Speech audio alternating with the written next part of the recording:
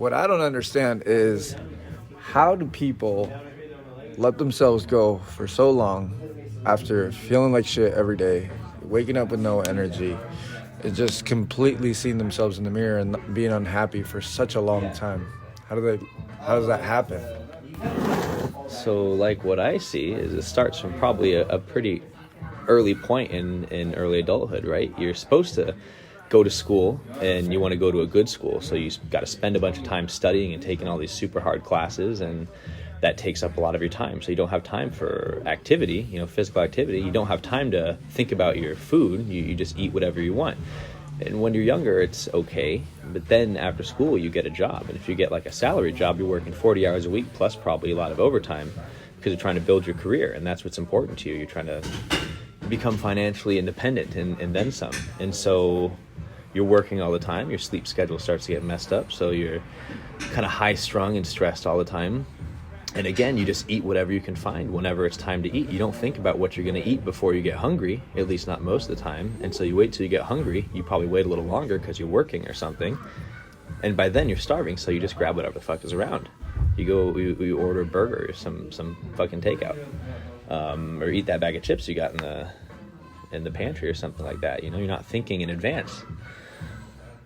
So I think the solution is to build this as a part of your lifestyle early on, while you're still in school, while you're still building your career. Not to say that it's too late if you haven't done that yet. People make the change all the time, but it takes work, it takes effort, it takes foresight and planning. What about if you've never been a part of it, or let's say it's never been introduced to you and it's your first time at age 30 that someone introduces fitness to you? What do you do then?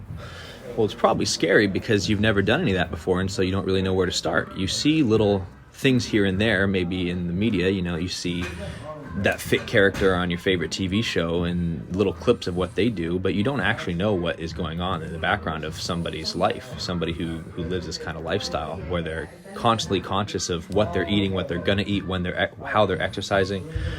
So surround yourself with people who've been doing that for a while, right? You become like the 5 people that you spend the most amount of time with, and so by extension, you'll start to adopt traits of just people that you spend time with. Go to a place where other people do this. Work out in a room with people who've been doing this for a long time, and you'll start to pick up on their habits. Join a group like, I don't know, a Facebook group of people who are talking about this stuff and making the same kind of change as you are, or who have already made that change and incorporate it into their life in a sustainable way. You'll start to pick up on the things that they do on a daily basis that make things easier, because no one would keep doing this if it was super fucking hard every single day of their lives. It's hard at first because it's not usual, and then you get used to it, find ways to make it easier for yourself, and then it's not hard anymore. Yeah, I think the biggest one that people forget is ask questions, right? Because a lot of people have the right question, they're just afraid to ask it. And what I always tell people is you're one question away from knowing. So ask the question, and you'd be surprised the information that you'll receive from it, and you'll be surprised how much you start growing once you start asking the questions. That's super true. I think a lot of people are afraid to ask questions, and so instead they try to figure out what's going on just by watching, and that can be great to an extent.